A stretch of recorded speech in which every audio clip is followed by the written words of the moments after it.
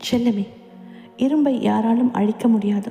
ஆனால் அதன் சொந்த துரு அதனை அழித்துவிடும். அதுபோல ஒருவரது அழிவு அவரது மனநிலையை பொறுத்தே அமைகிறது. இதை தவிர்க்க முயற்சி செய். உன்னை பற்றி பிறரிடம் தவறாக பேசுபவர்களை பற்றி கவலைப்படாதே. நாய் தனக்கு தெரியாதவர்களை பார்த்தே குறைக்கும். அடுத்து என்ன நடக்கும் என்று பயந்து வாழாதே. என்ன நடந்தாலும் பார்த்து கொள்ளலாம் என்று துணிந்து வாழ். துணிந்தவனுக்கே தெய்வம் கூட துணை நிற்கும்.